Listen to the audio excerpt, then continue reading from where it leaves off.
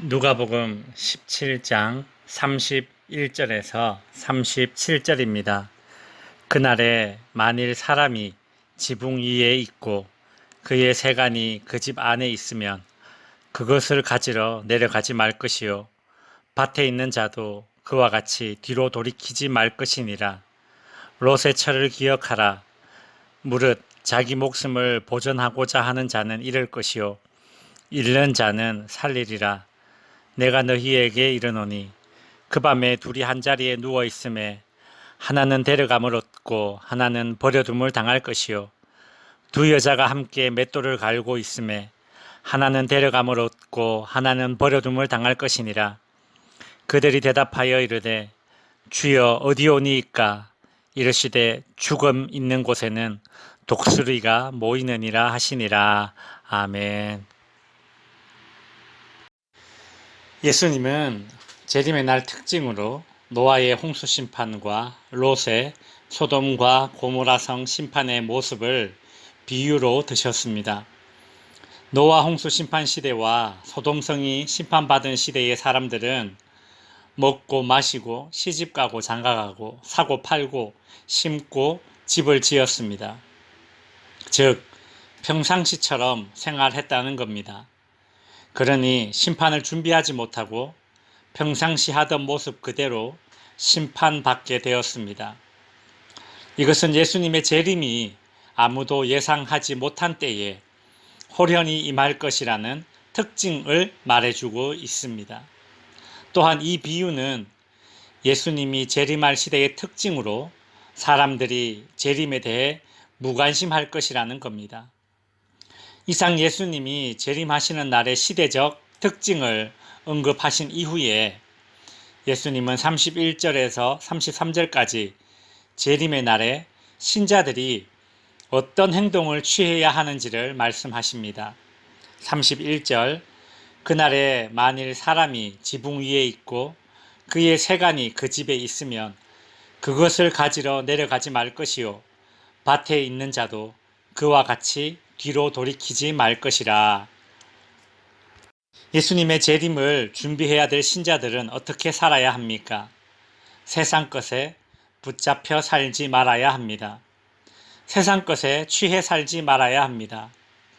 내가 아끼는 그 어떤 것도 주님이 재림하시는 날에는 더 이상 사모할 것이 못 됩니다.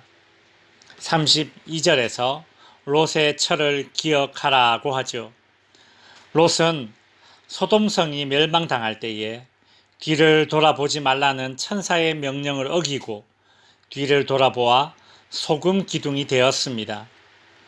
뒤를 돌아본다는 것은 미련과 집착을 의미합니다. 소유에 대한 미련과 집착 때문에 심판의 날에 심판을 피하지 못할 것입니다. 정말 긴급한 순간에는 내 손에 잡고 있는 것을 놓아야 합니다. 33절 내가 너희에게 이르노니 목숨을 보전하고자 하는 자는 잃을 것이요 잃는 자는 살리리라. 롯의 아내는 소유를 목숨처럼 아꼈던 것 같습니다. 심판의 날에는 소유를 목숨처럼 아끼려다가 목숨을 잃게 됩니다.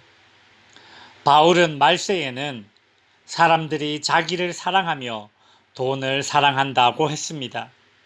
무엇을, 누구를 더 사랑하는가의 싸움이 재림을 앞둔 말세를 살아가는 신자들의 영적인 싸움입니다.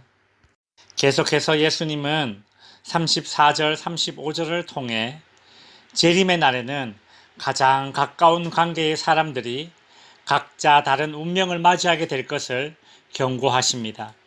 34절 내가 너희에게 이르노니 그 밤에 둘이 한 자리에 누워 있음에 하나는 데려감을 얻고 하나는 버려둠을 당할 것이요. 그 밤에 둘이 한 자리에 누웠다는 것은 부부 관계를 일컫는 것입니다. 남편은 남편의 믿음으로 구원을 받고 아내는 아내의 믿음으로 구원을 얻습니다. 재림의 날에는 남편의 어떠함과 아내의 어떠함이 나의 구원에 아무런 도움이 되지 못합니다. 35절 두 여자가 함께 맷돌을 갈고 있음에 하나는 데려감을 얻고 하나는 버려둠을 당할 것이니라.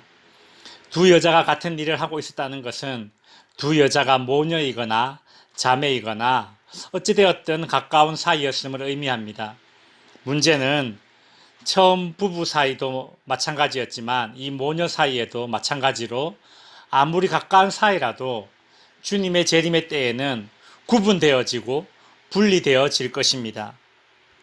지금 곁에 있는 사람이 항상 곁에 있지도 않을 것입니다. 이것이 주님의 재림이 가져오는 결과입니다. 주님의 재림은 멸망과 구원의 두 결과를 가지고 올 것입니다. 제자들은 예수님의 이 말씀을 듣고 묻습니다. 37절 주여 어디 오니이까? 제자들은 어디서 이런 일이 일어날지를 묻습니다. 이에 예수님은 주검이 있는 곳에는 독수리가 모이느니라고 하십니다. 이것은 비유입니다. 독수리는 높이 날면서 시체가 어디에 있는지 정확하게 보고 찾아옵니다.